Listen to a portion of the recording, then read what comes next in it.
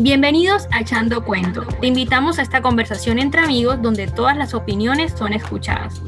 Hablemos de temas que nos interesan a todos: cultura, desarrollo, salud, innovación, turismo y algo más. Y por tu café, y acompáñanos a echar cuenta.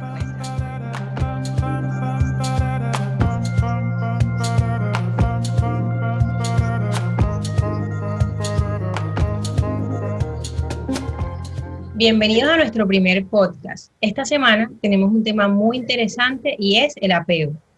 Hoy vamos a realizar en compañía de un experto un paralelo entre el concepto que tenemos las personas del común de lo que es el apego versus la postura psicológica, con el fin de aplicarlo a nuestras relaciones cotidianas, de familia, de pareja, laboral, etc. Finalmente, queremos conocer cuáles son las conductas que ponen en riesgo nuestro equilibrio mental y emocional.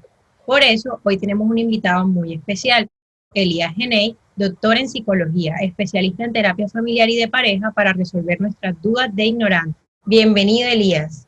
Muchas gracias, chicas, por la invitación. Qué buena iniciativa y es de mi agrado sumarme a este nuevo proyecto donde ustedes van a dialogar temas del común y qué bueno que esos temas estén amparados desde posturas profesionales y científicas. Entonces, estoy complacido de estar con ustedes el día de hoy. Muchas gracias, Elías. Entonces, arrancamos con las preguntas.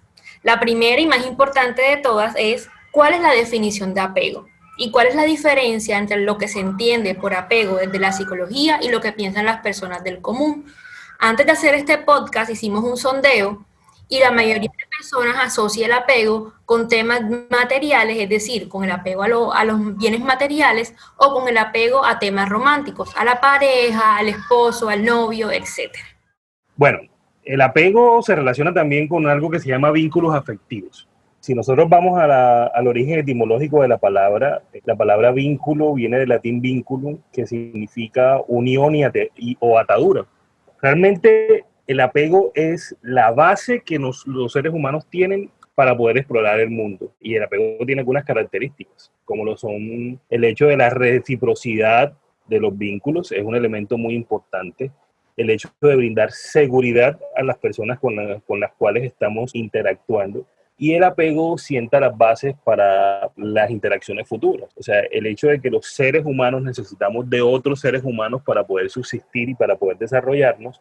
Entonces es allí donde desde el inicio de las relaciones humanas nosotros vamos constituyendo esta base que nos va a permitir explorar el mundo y nos va a permitir establecer relaciones con pares, con amigos, establecer relaciones a nivel laboral, a nivel personal o a nivel conyugal. Ok, Elías, ya que nos dices que eso es un vínculo, yo me imagino que eso está muy relacionado desde el momento en que nosotros nacemos, la niñez, todo ese proceso. Siendo así, exactamente en qué momento inician los apegos y qué papel tiene la familia o la pareja para desarrollarlo. Bueno, mira, este término de apego está inmerso hasta en nuestra estructura. Todos los mamíferos está constituida la figura del apego. El apego inicia desde el mismo momento donde la persona nace. Inicialmente el apego es la supervivencia. Y el apego más común y más usual es el apego o la vinculación entre madre e hijo. Esa vinculación permite inicialmente que las personas sobrevivan o que los seres vivos, en este caso los mamíferos, sobrevivan. Entonces, los adultos despliegan una serie de recursos para poder proteger esta nueva vida, para brindarle seguridad, brindarle confianza, para que estas personas logren después desarrollarse en un contexto social mucho más amplio.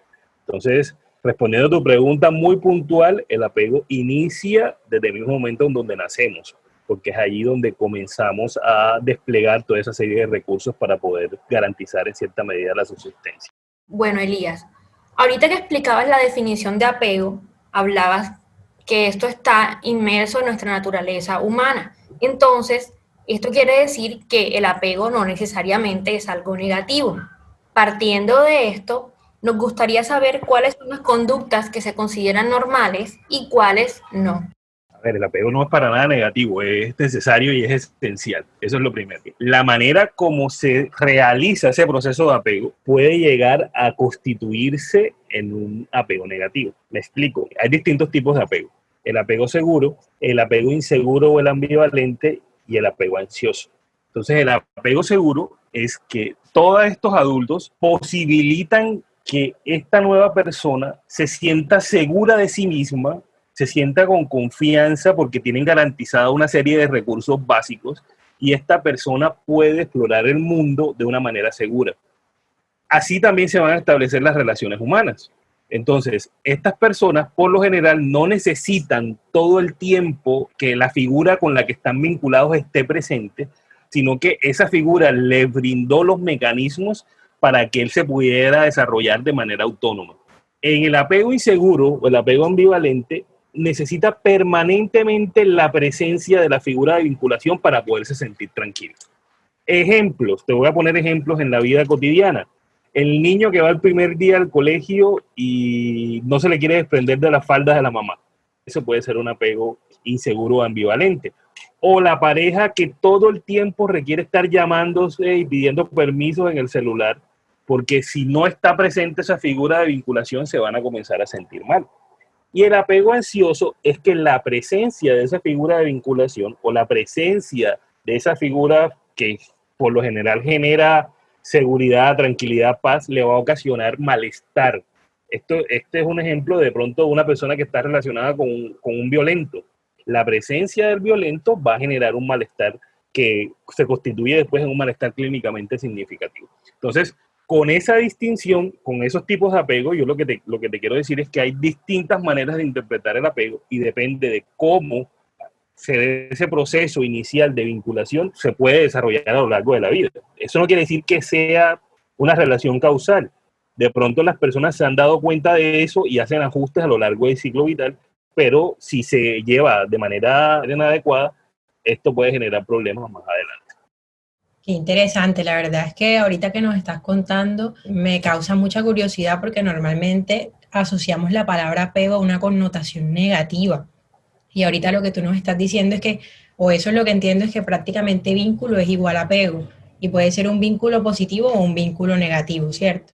Sí, puede ser vínculo positivo o negativo. Lo que de pronto las personas asocian con el tema es un tema que tiene más con el hecho de la adquisición de recursos o la adquisición de cierto grado de bienestar, pero eso no, en psicología no necesariamente se constituye un apego. En realidad eso no es una conducta que genera apego, ¿no?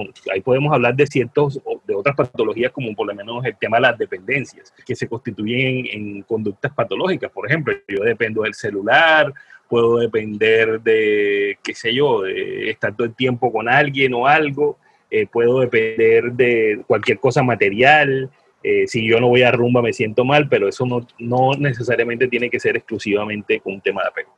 Y hablando que ahorita nos estabas contando que existe el apego ansioso, ¿cuándo una persona o cuáles son las señales que puede tener una persona de que está sufriendo ese tipo de apego y que necesita ayuda? ¿En qué momento lo identificamos para saber si es algo pasajero o si realmente necesito apoyo psicológico?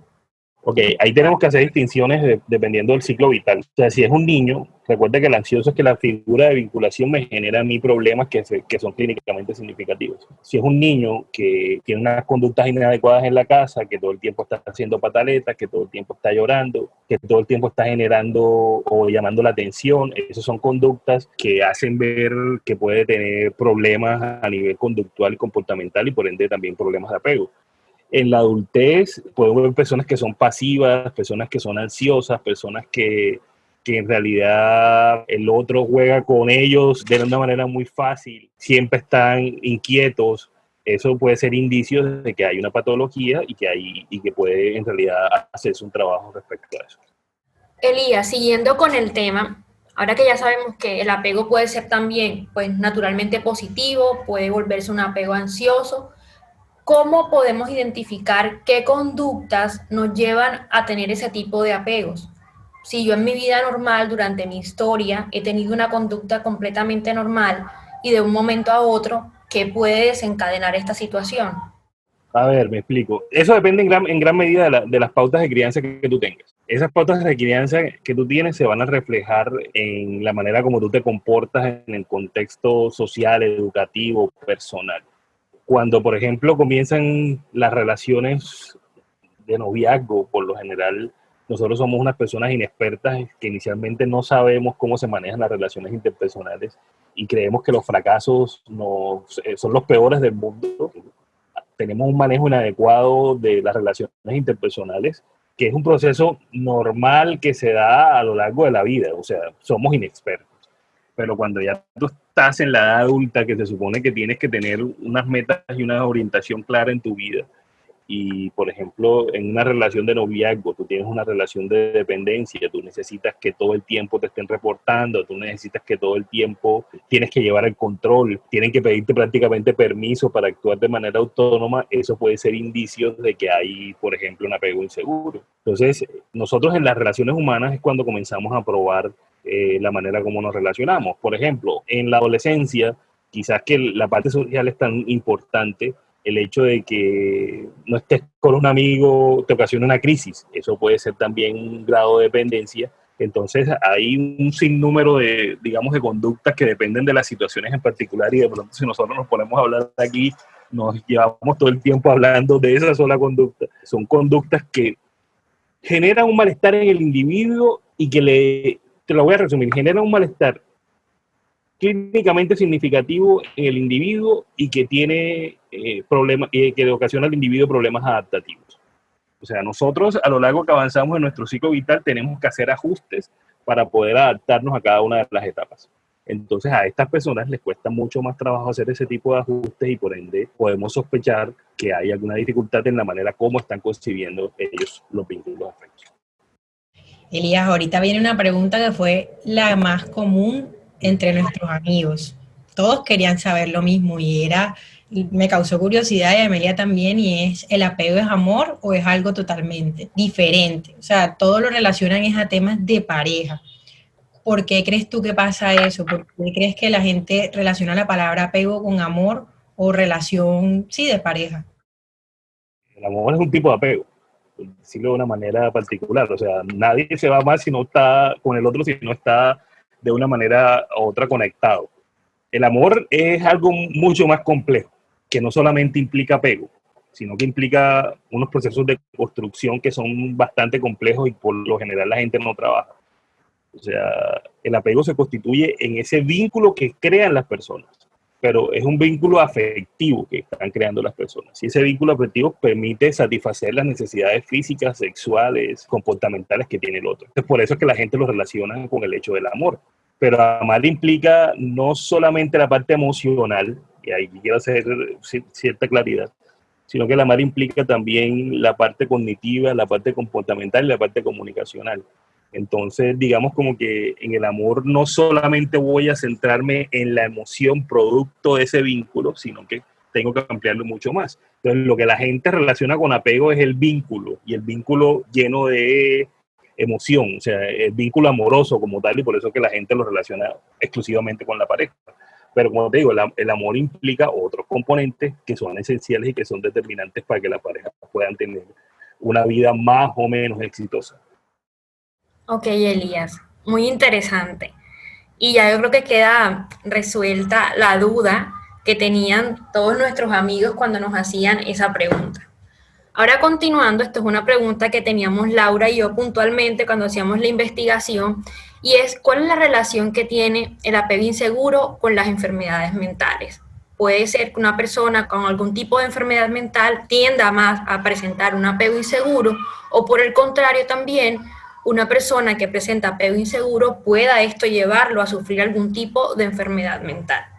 Yo creía que las dos posturas son válidas y eso generaría algo de confusión, pero vamos a tratar de aclararlo como tal. Cuando tú tienes un apego inseguro, tú no te sientes capacitado para poder desenvolverte bien en un contexto externo o ajeno a tu familia, porque vas a necesitar siempre la figura de protección que genera el entorno familiar o las relaciones interpersonales. El hecho de no sentirte seguro implica que tú no te conoces y que tú no puedes desplegar todos tus recursos y todo tu potencial para poder resolver los problemas. Gran parte de los problemas psicológicos ocurren cuando yo agoto o no sé cómo enfocar mis recursos para la solución de problemas. Entonces, cuando tú eres una persona insegura, cuando tú necesitas todo el tiempo que el otro te esté validando, cuando tú necesitas que el otro todo el tiempo esté acompañándote en todos los procesos que tú realizas. Ahí la autonomía se ve resquebrajada, o sea, la ausencia de autonomía no te va a permitir desarrollar actividades cotidianas ni actividades propias que requieres para tu desarrollo. Entonces, estas personas van a tener cierto grado de dificultad. Pero, como te decía, la moneda tiene dos caras. Si hay una persona ansiosa, si hay una persona deprimida, va a tener una visión, digamos, el deprimido, el mundo lo ve gris, por decirlo de manera analógica. La depresión es un problema del ánimo, es la expresión de tu mundo interno, o sea, cómo te estás sintiendo tú. En realidad, el depresivo no necesariamente es el que está triste. Eso hay que hacer una claridad porque la gente confunde tristeza con depresión y eso no es así. La tristeza es algo adaptativo que todos padecemos. Entonces, la persona cuando está deprimida no tiene energía, no tiene fuerza, no tiene ganas, no le encuentra sentido a la vida. Y esa falta de sentido de la vida, por decirlo de esa manera, va a ser muy difícil que tú te sientas capaz de desarrollar cualquier actividad y eso se puede en realidad, digamos, asociar o confundir con un tema de apego. Cuando tú estás ansioso, la ansiedad es un estado de inquietud psicomotora. Por lo general en la ansiedad lo que se activa es el sistema nervioso autónomo, el simpático. Por lo general hay una activación, se aumenta la frecuencia cardíaca, se aumenta la respiración, tengo un ataque de pánico. Por lo general es que no encuentro los recursos para afrontar una situación en particular que puede ser exógena o puede ser endógena. Entonces, el hecho de no conocerme, el hecho de no sentirme autónomo, de no tener una autoestima adecuada, va a impedir que yo pueda resolver esas necesidades que son de la cotidianidad. Entonces, yo te podría decir que no podía decir cuál es primero, el uno o el otro, pero se están relacionando con las conductas con el tema del apego. Es una relación de doble vía. Exactamente. Elías, y esos problemas de autoestima que son los que generalmente desencadenan los celos están muy ligados a ese tipo de apego inseguro. Sin embargo, yo tengo la duda, o sea, los celos, ¿son 100% apego inseguro? O sea, ¿cómo saber si ese tema de los celos se salió de control? Los celos se salen de control cuando no hay autonomía en la relación de pareja, cuando se comen el cuento de que es uno solo. O sea, en realidad yo siempre defino la pareja como dos individualidades que comparten un proyecto de vida común. Eso se tiene que tener claro. Eso no implica necesariamente que sea un apego inseguro. Puede ser también desde la parte cognitiva. O sea, si tú tienes un pensamiento donde tú crees que estar en pareja es estar todo el tiempo juntos, hacer todas las actividades juntos, que ahí no hay espacio para la individualidad, sino que todo es colectivo y es un pensamiento, quizás es un esquema que puede ser un esquema maladaptativo. Eso no necesariamente es apego, pero sí eso se puede salir de control. Pero hay personas que toda la vida han estado bajo ese concepto de un apego inseguro, donde necesita todo el tiempo compañía de alguien o de algo para poderse sentir tranquilo. Digamos como que en las pautas de crianza nunca estuvo presente, yo considero la autonomía como un valor asociado a la crianza. O sea, nosotros desde la familia tenemos que proveer ese valor de la autonomía, como el hecho de aprender a valerme por mí mismo, a confiar en mis potencialidades y a poder afrontar los retos de una manera adecuada. Eso no implica que yo no vaya a fracasar, y es más, el fracaso es una oportunidad de crecimiento si tú lo ves de esa manera. Entonces, cuando son personas que no han tenido ese estilo de crianza, donde se potencia una autoestima alta, la autonomía, el hecho de que sean unas personas responsables, el hecho de que sean unas personas maduras. Obviamente, cuando vienen unas relaciones interpersonales, ellos quieren suplir todas esas carencias con la persona con la que están presentes y ahí se puede ocasionar un problema de celos. Pero digamos como que los celos son patológicos. Los celos tienen un apartado, incluso en el manual de diagnóstico de los trastornos mentales, donde es un tema conductual. Incluso hay una conducta que se llama paranoia, que también es exclusiva puede ser un trastorno de personalidad, donde las personas pueden en realidad tener un problema donde piensan, un tema de pensamiento, como yo te decía inicialmente. Las personas piensan que todo el tiempo se la van a hacer, que todo el tiempo le van a hacer daño, que todo el tiempo le quieren hacer fraudes, en fin, y esa paranoia es muy típico de algunos de los trastornos de personalidad y estas personas tienen celos patológicos. Entonces no necesariamente es un tema de apego, o sea, aquí se vincula la parte conductual y la parte cognitiva para poder uno analizar este tipo de conductas. Pero de que son patológicas porque implica un malestar que es significativo en el bienestar de la pareja. Bueno, Elías, la verdad es que nos has aclarado muchas dudas que teníamos y aquí tengo dos preguntas en una. La primera es, hay un tema recurrente y es la infancia y la crianza. Es decir, definitivamente una persona que en su infancia, en su niñez, no tiene una correcta formación relacionada con lo que es el apego, ser un adulto que desarrolla apego inseguro. Vuelvo y te digo que en los seres humanos o en la conducta humana no hay relaciones causales. Vamos a poner lo que se asocia. No vamos a hablar de causalidad, sino de asociación o de relaciones. Se puede relacionar. En realidad, mira, la familia por definición se va a constituir como en el grupo primario de apoyo. Primario porque son las relaciones iniciales que nosotros tenemos. Y en ese relacionar inicial, nosotros vamos a tomar una serie de recursos que nos va a permitir desarrollarnos en un contexto mucho más amplio.